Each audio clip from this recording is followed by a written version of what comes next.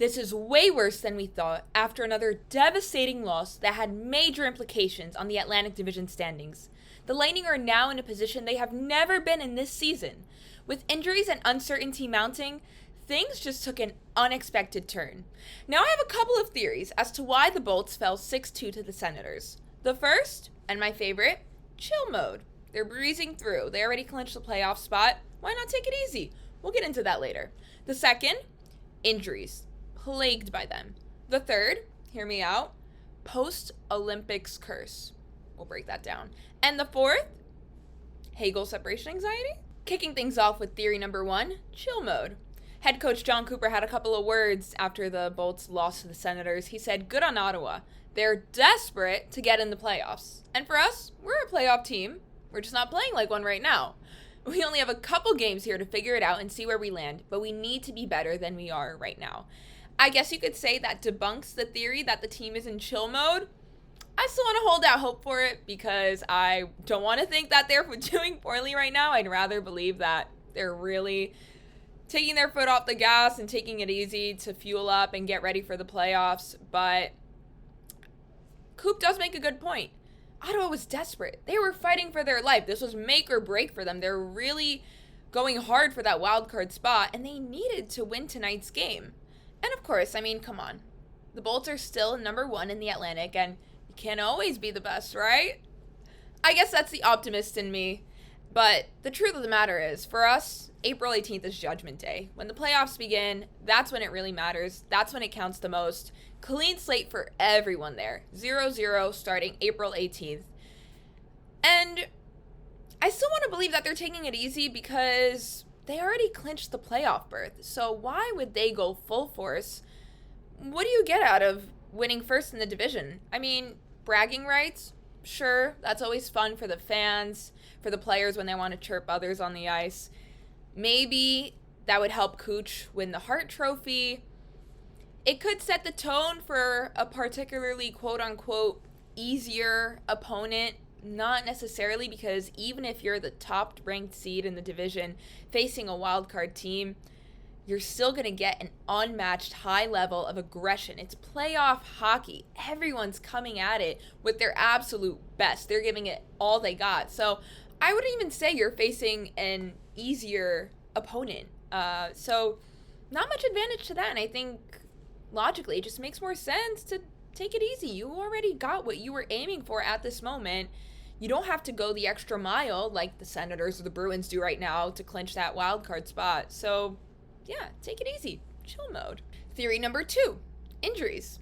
Our entire fourth line consisted of players from the AHL. They sent Mitchell Chaffee back to Syracuse, but they ended up recalling Duke, Geekie, and Pelletier. And just like that, after the loss to the Senators, Duke went right back on a one-way flight to Syracuse. So Duke and Chaffee weren't the most efficient players, and similarly to Chaffee's role previously in the game against the Sabres, Pelletier and Geekie were more so just bodies filling in for our main guys that had to spend a lot of extra time on the ice, pick up extra shifts, and really fatigue themselves more because you still have a really long list of injured players and critical ones at that. Cirelli, Hagel, Hedman, we need those guys. We rely on them. So stepping up, being the next man up, it takes a lot out of the players. And I think these were solid reinforcements, but they're not at the caliber that you need to be a Stanley Cup winning NHL team. And Coop, the class act that he is, doesn't want to use injuries as an excuse. He says here, you can't really ever use injuries as an excuse. We're a playoff team. We're just not playing like one right now, and we only have a couple of games here to figure it out and see where we land, but we need to be better than we are right now. Sound familiar? Yeah, that mentality repeats itself. And I'm glad that he's not trying to use injuries as an excuse, because they're not. But you have to be realistic and sometimes accept the truth. I don't think the team is bad. I just don't think they're at full strength. And maybe that's my way of making excuses. I don't know. Do you think it sounds like an excuse? Let me know in the comments below. We can talk. My next theory, and possibly my favorite one, because I'm a Slavic girl. I'm very superstitious. A post-Olympics curse. Since the Olympic Games, the team has a record of 11-12. They've broken even, more or less. That is not the performance of a Stanley Cup winning team. Let's be real. We've been plagued with injuries since a few days after the Olympics, beginning with Dominic James. If you take a look here, Dominic James underwent surgery for a leg injury that he faced after falling under Michael Kesselring during the Bolts' loss to Buffalo. Let's play that back one more time. You have a guy like Kesselring, who's 6'5", 215 pounds, falling on top of Dominic James, who's 6 foot, 190 pounds. Now, the weight difference isn't the worst, but I mean, you can see at that impact, at the speed that they're going, that is a painful injury. And since that cursed day, the injury reserve list has just been piling up. It's almost as if every single week we've had a new injury to deal with. We're up to 7 players on that list right now, which is really scary to think about.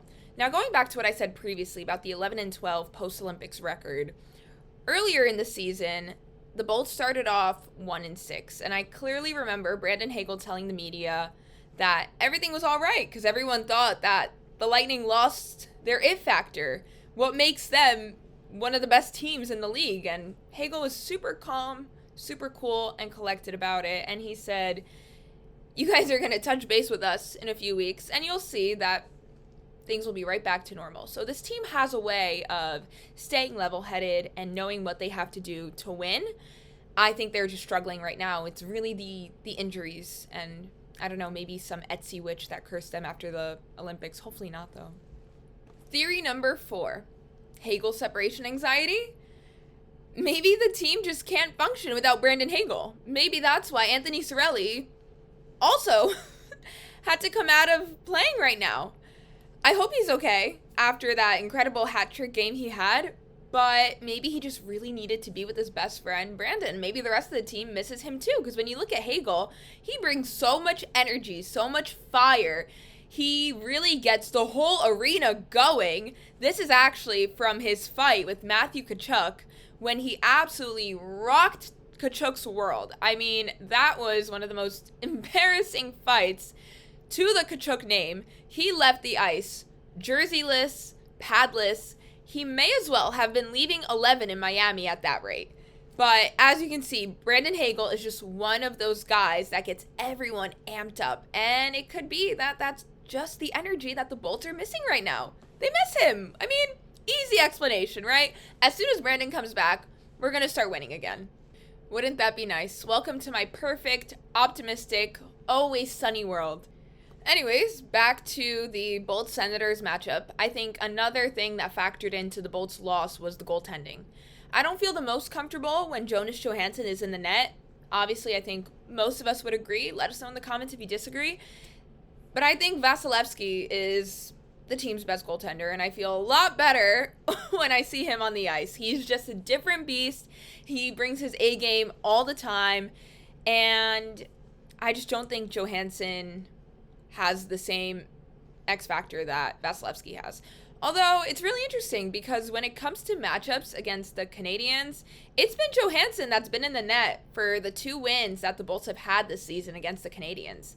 And the one loss that they faced against the Habs was with Vasilevskiy in the goal.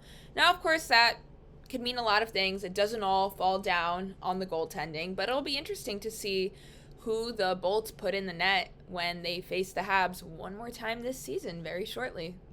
This is going to be a huge physical matchup, I'm sure. Major divisional opponent facing us. We're currently sitting in first place in the Atlantic Division, and it's a 3-way tie, actually, between the Bolts, the Sabres, and the Habs. So we have a chance to maintain that first place position if we beat the Habs. And like I said, oddly enough, it's been Johansson that's 2-0 against the Habs, and Vasilevskiy's 0-1 this season.